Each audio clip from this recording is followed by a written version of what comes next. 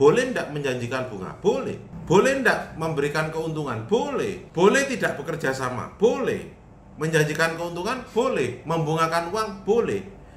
Lalu bagaimana Pak yang tidak boleh? Yang tidak boleh ketika bayar, ketika orangnya tidak bisa bayar, maksa untuk bayar, itu yang tidak boleh.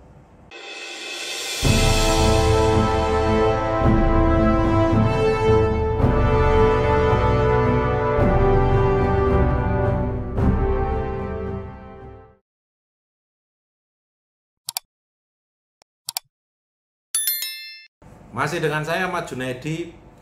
Pada kali ini saya bahas tentang masalah rentenir. Ya.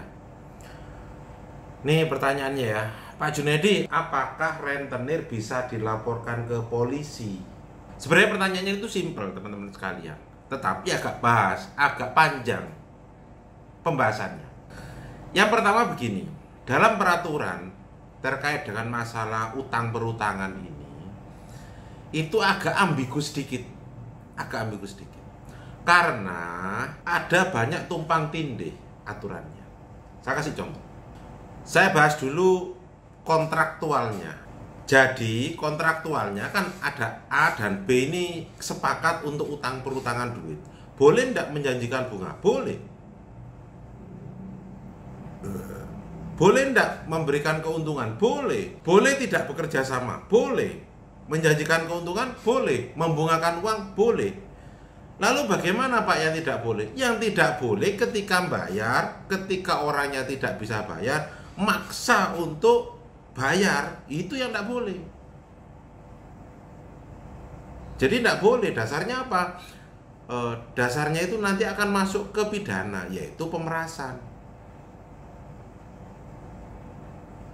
Jadi bisa pidana ketika seorang rentenir memaksa seseorang untuk bayar utang sebunga-bunganya, itu bisa masuk ke pemerasan, ke unsur pemerasan. Nah, di sini kan bagi Anda sekarang yang terjerat dengan rentenir, gitu ya, maka harus dicari bagaimana agar delik pidana unsur pemerasan tadi terpenuhi. Itu teman-teman sekalian. Contoh maksa. Kalau enggak kamu akan saya. Nah, itu. Saya apakan misalkan. Kalau kamu enggak bayar sampai tanggal sekian, kamu saya bunuh misalkan. Kalau enggak nanti kamu, nah itu. Tetapi jangan sampai terlena. Contoh kayak kemarin itu ada kasus pemerasan, dilaporin ke polisi. Awas ya kalau sampai kamu tetap enggak bayar sampai per tanggal 31 besok. Akhirnya lapor karena ketakutan. Setelah ditanyakan maksudnya awas bagaimana Pak? Ya awas kalau jalan hati-hati, gitu maksudnya.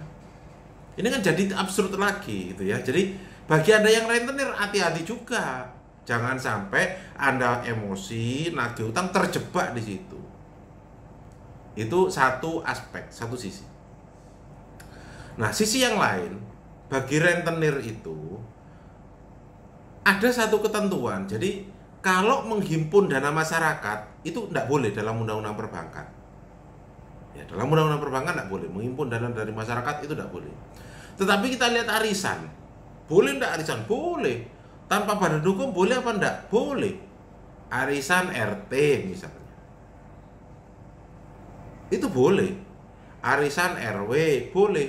Yang tidak boleh sekarang apa? Arisan online. Nah, ini masalah. Sejauh mana aturannya kan belum diatur tentang masalah arisan online ini. Itu merupakan satu bentuk bagi saya pengelabuhan hukum. Itu kan arisol.